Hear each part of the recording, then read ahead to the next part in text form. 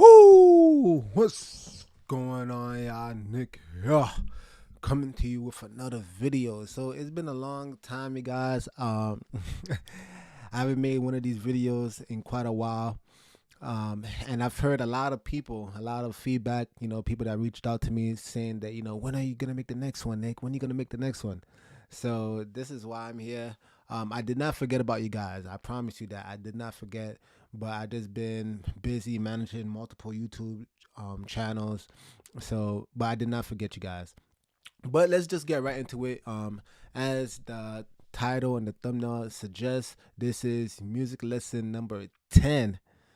Introduction to jazz chords. All right, so this is going to be interesting. If you guys remember the last video, you will know that we did pretty much the triads and we're doing the inversions of some chords. All right, so for example, if we started in the key of C, there's no sharps or flats, so it's all the white keys, right?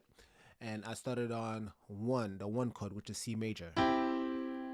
Now, before I proceed, please let me know down in the chat. Please let me know if I'm coming in clear. All right, it's very important that I can actually be heard, so that it can actually benefit your learning.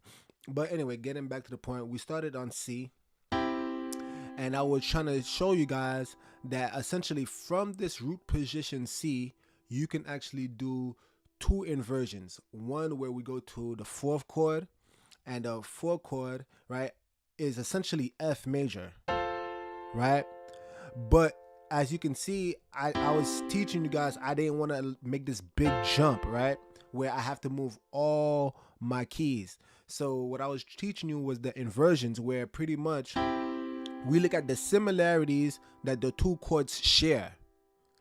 All right, very good. I see that I'm coming in clear. All right, awesome. So pretty much I will look at the two chords and I'll see what do the two notes share. So for example, if this is C major, right, and then I'm gonna play F major on top, right, you can see that both of those chords share the note C. So if I was started on C, rather than me having to move C, I already have C. So how about I move the two top notes, which in this case would be E and G, and just move it up to F and A. And that's, as you can see, F over C, or just pretty much it's a F major chord, but it's the inversion, right? So I was teaching you that. And also from the same root position C major chord, I can actually do the same thing, but going downwards, where I keep my top note, but just move the other two notes down, and that gives you my G major chord, right? So essentially, I wanted you guys to do it on all the degrees. Now, time would fail me. Time would fail me if I was going to do this for all 12 keys and show it to you guys. That's what the homework was for. All right. And if you guys are watching this on the live, ask me questions. This is your time to ask me any questions you need or have, so that I can actually address it right now. But time would fail me for me to go through all 12 keys and show you. But I will show you just the key of C, and I might do G just to show you what it should have looked like if you guys did this practice properly, right? So in the key of C, and I hope this doesn't confuse you, so I'll just do it with one hand, right? But if you were doing it, you should have done it with both hands. But this is how it should look like, right? So I wanted you to be in the root position C, then do the inversion where the two top notes go up, go back to the root position C, and then move the two bottom notes, right? And then go back to the root position C. Now, if you did that, I wanted you to go do this in all 7 degrees of the key of C. So again, if we in the key of C, there is no sharps or flats. So you're not playing none of the black notes, right? None of the black keys, excuse me. So then I would move up. If we had C, just go up the scale to D and play that same root position D chord, which is D minor, as you can see on the screen, right? And again, this is the reason why I downloaded this app, so that you guys can visually see what I'm playing on the keyboard, as well as the spelling of the chords. But again, it would be the same thing. From the key of D, you would keep the D, right? Keep the bottom note and move the top two notes, right? Which is a G chord. go back to the root position D minor and move the two bottom notes, which is A minor, right? And then go back to the root position D chord. Now, I'm not going to keep repeating myself, but I'm just going to move up the 7 degrees. So moving up to the E or the 3rd degree, and then do the same practice. Right? Then I'm going to move up to F.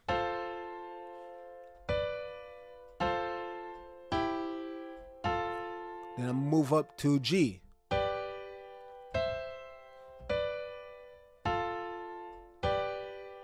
Right? And then move up to A.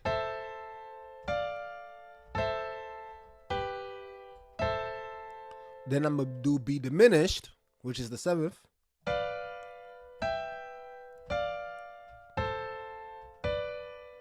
And then we back to that C. But I'll just move that C down. Alright, so I hope you guys understood that. That was part 1 of the homework, if you guys did it. Part 2 was that I was asking you guys to do that in all 12 keys. So if you've been following along with all my lessons, you will know that everything that you play on the piano, and not just the piano, in music, if you're trying to get to the next level, everything that I teach you, you have to transpose it to all 12 keys. It is not enough. It's not sufficient for you to just be proficient at one key, because that's not how music works. All right, you guys? I hope I'm making sense here.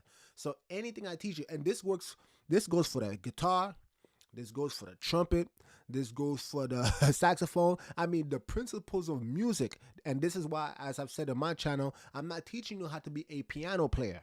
I'm not teaching you how to become a guitar player. I'm teaching you how to be a musician.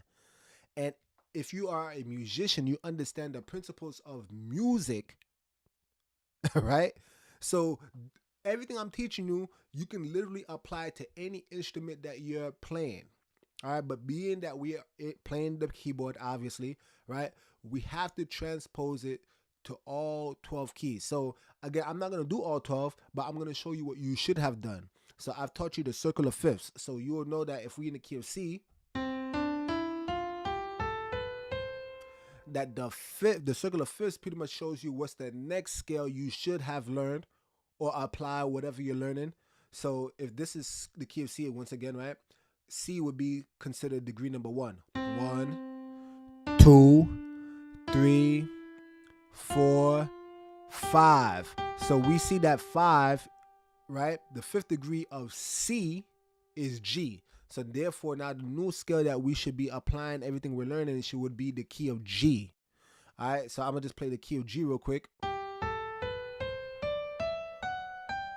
Right? And we know we played the scale the proper way because, and bear with me, guys, because I'm going to have to sing, but it is whatever, right? We all have to sing at some point. But in the key of G, you know that it sounds proper because it would have the fundamental sound, which is, let me just find the note. Do, do. I'm going to go lower, all right? Do. So, do, re, mi, fa, sol, la, ti, do. So long as you have that general sound, right? Do, re, mi, fa, sol, la, ti, do. If you have that general sound, then you know that you're playing the proper key. For example, I'm going to play this purposely wrong.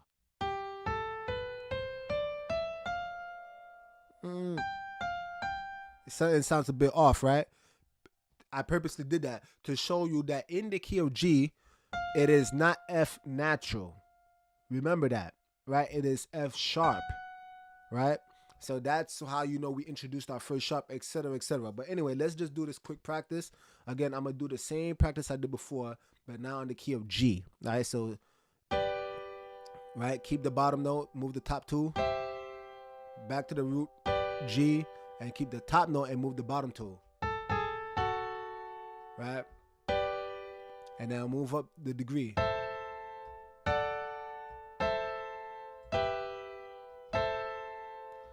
Move up.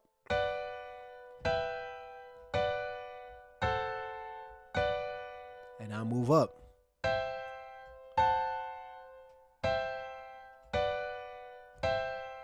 All right, move up.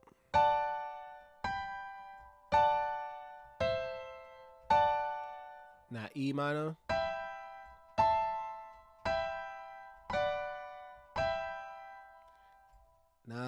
diminished, right?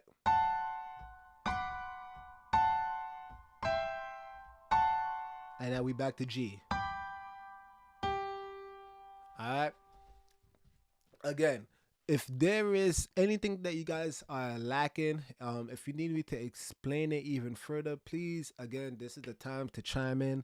Let me know. Or if you're watching this, watching a rebroadcast, put it in the comment section down below. But I hope I'm explaining this as clear as possible. But essentially, you should have done that in all 12 keys, all right? That was the homework. And that's the reason why, too, I was a little bit hesitant to move forward, because believe it or not, a lot of people, I know you want to get to the next stuff. I know you want to just have fun, play some of your favorite songs.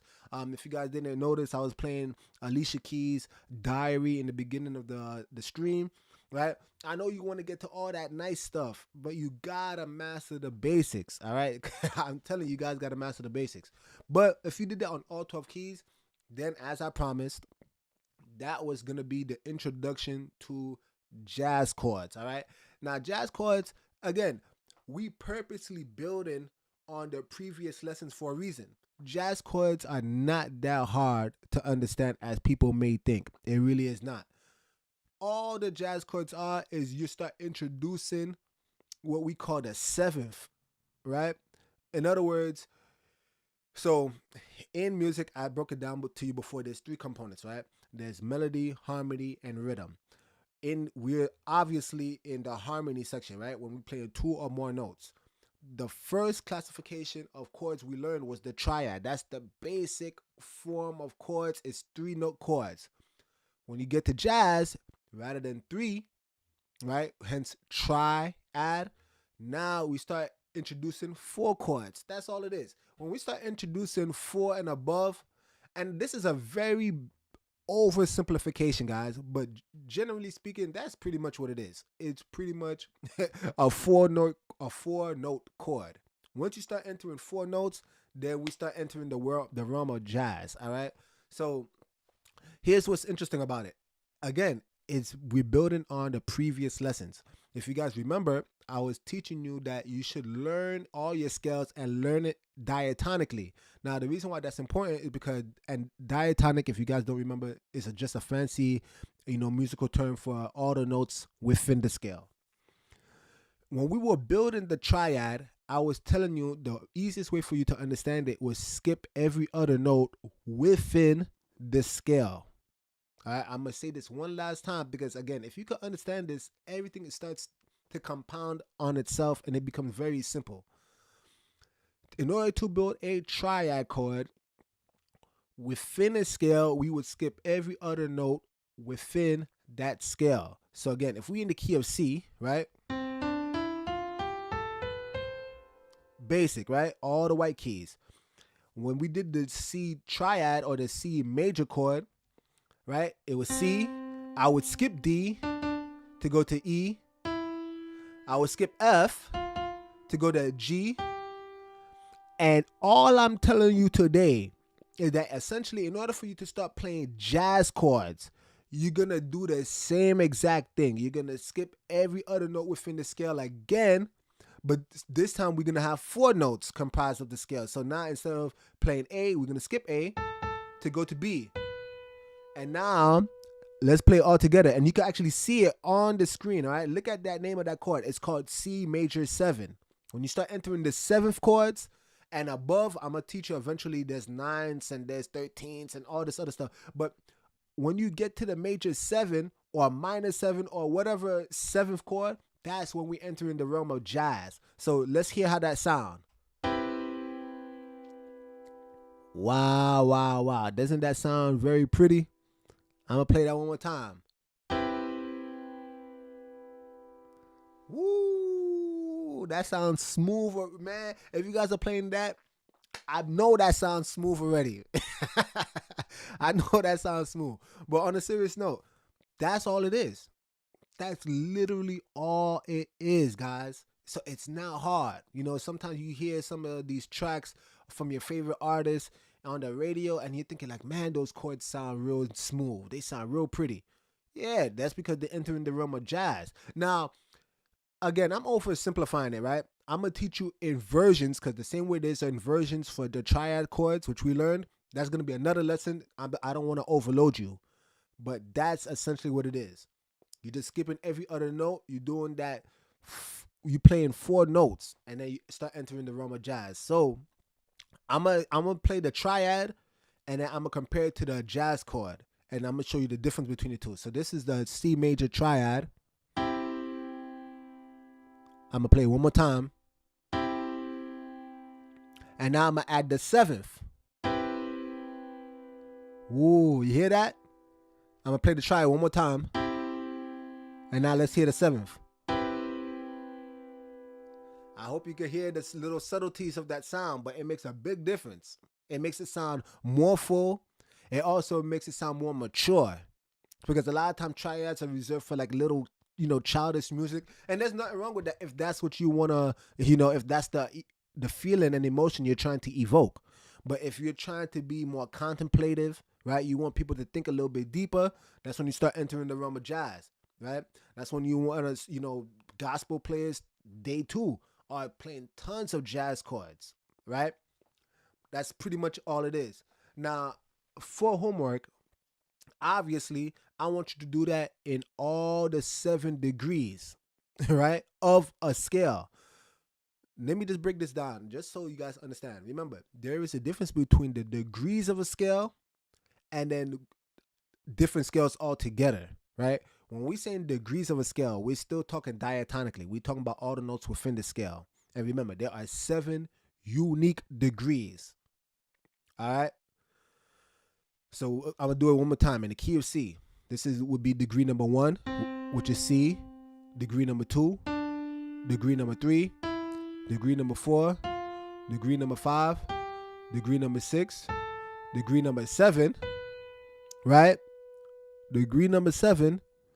And now degree number 8, which is why we call it an octave, is just going back to the original note, which is C. Right?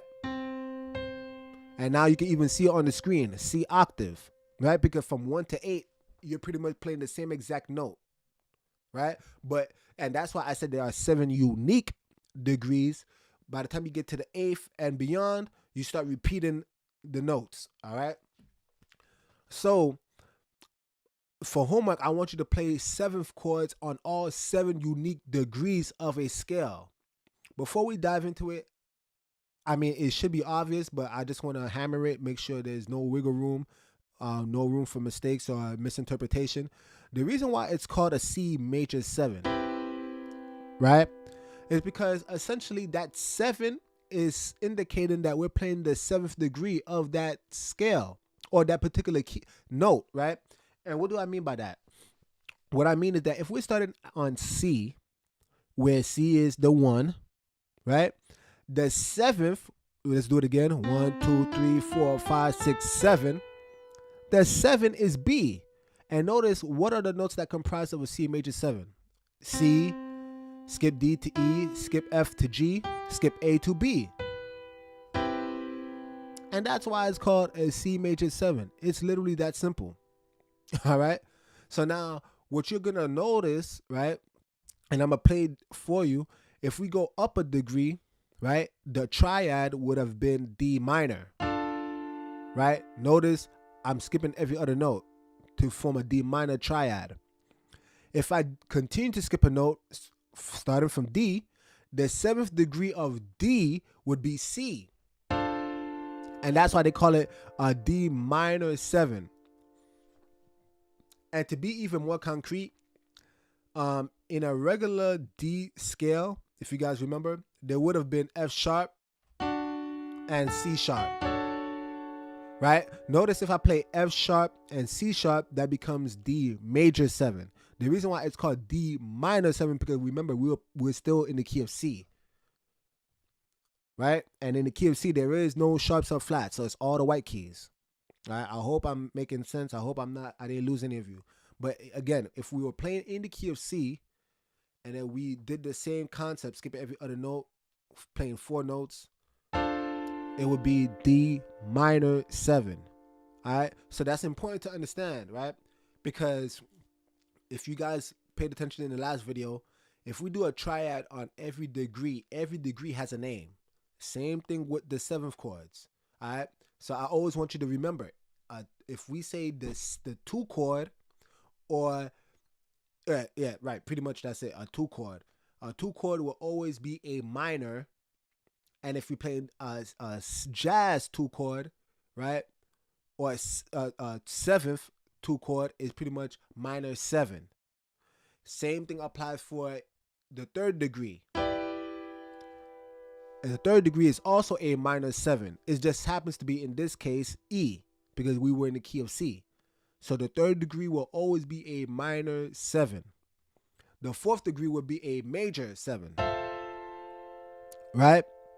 Now, this is where it gets interesting, because when we did the triads, when we go to the fifth degree was major. Right? But if you add the 7, because we in the key of C and there is no sharps or flats, remember, if we skip every other note, we have to play F natural. So notice, I'm going to show you the difference between, I'm going to go back to 4, F, so that you can see the difference. If I go to 4 and I play a 7 chord, notice it's called a F major 7. But when you do it on the G, it's called G7. They don't have major there. That's because that's what we call a dominant chord. All 5 chords in jazz is called G dominant. All right? That's extremely important. All 5 chords are always dominant chords. Now, all that pretty much means is that the 7th chord, because for you to actually understand it, let's get into the actual theory, right? In a natural G scale would sound like this. It would have that F sharp in there before we get back to G. And the F sharp in the case of C, the F sharp in the case of G is actually a 7th, right? I'm gonna count it for you guys. 1, 2, 3, 4, 5, 6, 7, and then 8 back to G. Now, because jazz chords operates in 7ths, a dominant chord, what they're pretty much saying is that the 7th note is flat.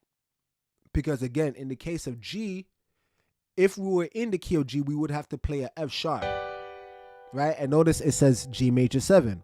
If we flat the 7th note, right, that 7th note, if we put it down a half step or flat it, right, it becomes F natural, and therefore it becomes G dominant, right? And can you hear the difference? I'm sure you can hear it. I'm gonna play G major 7, and you see how it kind of has like this overall happy feeling, versus dominant, which is,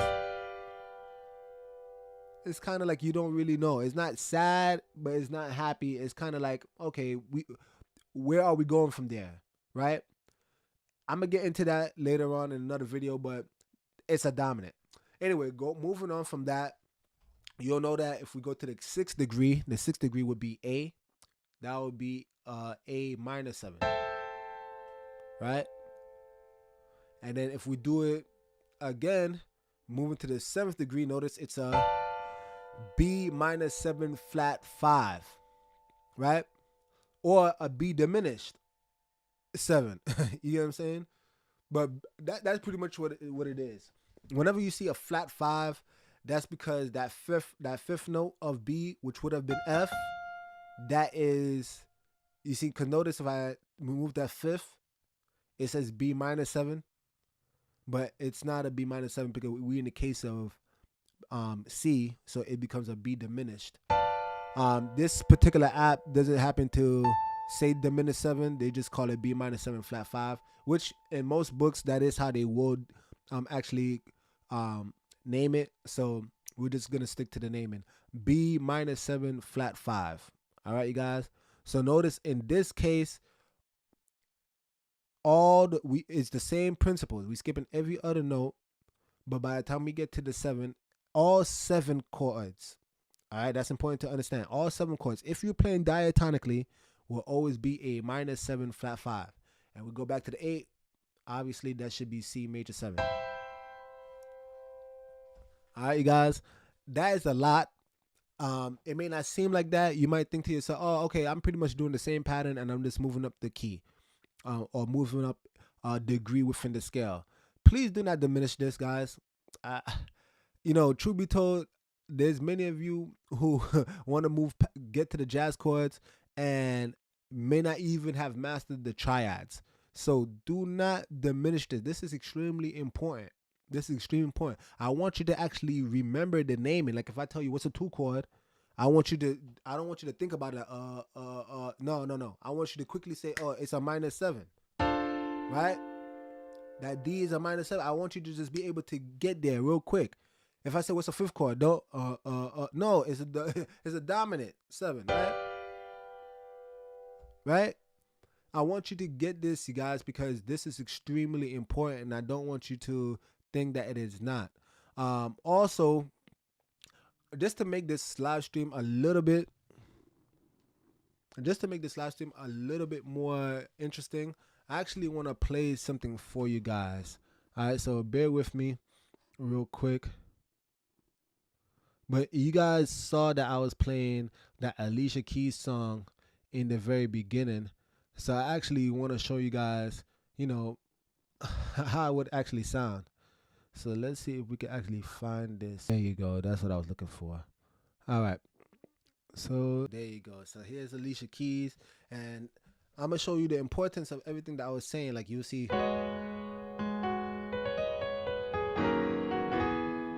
Right? You want to get into that. So I'm going to show you the importance of everything that I'm teaching you right now, where it's going to eventually lead us to. All right. So I want you to trust the process.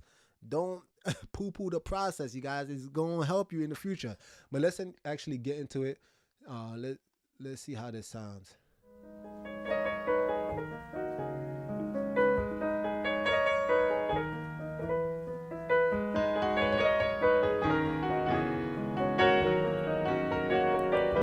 On this stream, I heard someone said they couldn't hear me, but I'll just repeat it. If you guys enjoyed everything that you guys heard, please like, subscribe, comment down below, do all that stuff. Everything that you heard me play regarding the Alicia Keys song was me just pretty much trying to motivate you guys, and hopefully you guys can actually be able to be inspired, because again, music is meant to be fun. And all these things that I'm doing right now, you're going to dread it if you do not actually see the potential moving forward. Hey, Sister Nanette, bless you. I bless you dearly. I'm glad you came through on the live stream. If you guys find these videos helpful, please, again, share with anybody that want to increase in their musicianship.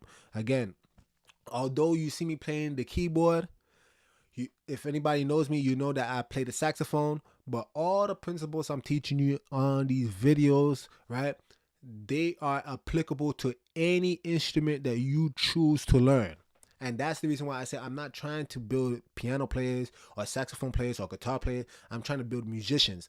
These principles are principles of music. All right, you guys. So once again, please practice as much as possible. And I do, trust me, I do read the comments. All right, guys. So if all of you are asking me, when you're going to put out the next video, that actually motivates me.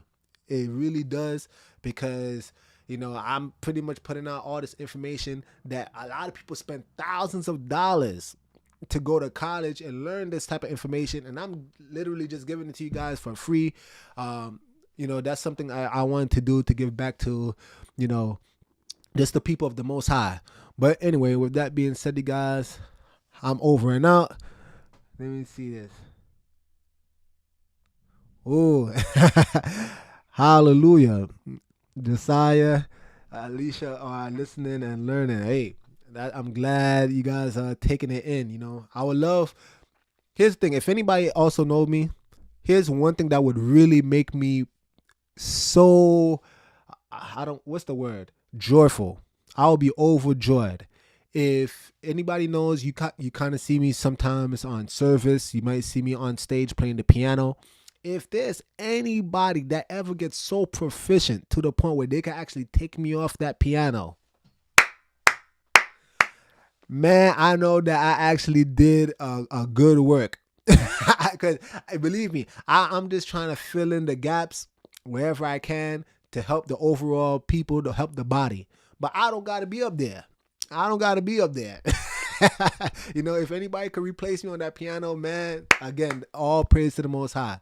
But once again, you guys, I definitely appreciate you guys tuning in. This is on YouTube, so rewatch it as much as possible, soak it in, immerse it. You get what I'm saying? And eventually, may you be the next generation that can actually disseminate this information for anybody who may be struggling and trying to learn music. All right, you will be the future teachers. All right. Anyway, with that being said, Nick over and out. Jesus is king, y'all.